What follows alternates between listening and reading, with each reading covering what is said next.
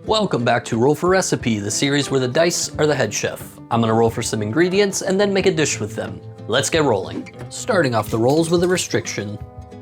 And that is 8 for lunch special, same as last time. And which kind of lunch special? That is a 1 sandwich. And now a D12 protein roll. That is 7 for chicken breast, chicken sandwich. And instead of a carb, we're gonna roll for a sandwich bread. That is 3 cinnamon raisin bread. That should be interesting. And now a D20 seasoning roll. That is 19 garam masala. Getting even more interesting, but I kind of like it. And 2 D20 for produce. That is a 14 zucchini and a 19 for spinach. And now a D100 wild magic roll.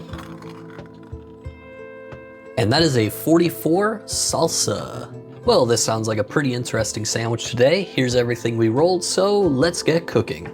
All right, I'm thinking of fried chicken sandwich, which is gonna need some pickles, so we're gonna make the zucchini into dill pickles, using some dill and mustard in the brine, some other spices. I made these pickles morning of, but ideally you would make them a few days ahead of time. For the spinach, we're going to make it into a palak curry sauce, which I actually did probably around 20 episodes ago. First, we blanched the spinach and mixed it with some heavy cream, and then we're going to make the masala on the side.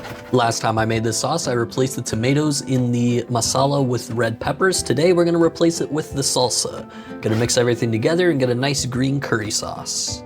Now onto the chicken, got my breading station set up with flour, egg wash, and breadcrumbs. Gonna salt and spice everything. A little bit of salsa in that egg wash, and then do flour, egg, breadcrumbs, and into the air fryer. Now onto plating. We toasted up our cinnamon raisin bread, put down some sauce, some pickles, some chicken, more sauce, and then cut it open to see if the chicken's cooked through.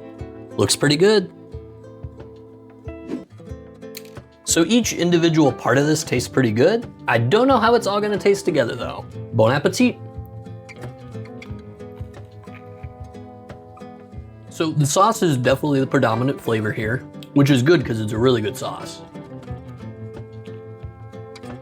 The pickles taste really good for only being pickled this morning. If those had sat for a few days first, they'd be great. I know cinnamon raisin sounds kind of odd here, but given that cinnamon is already in the garam masala, at least I think it is, it actually blends pretty well. Yeah, there's cinnamon in there.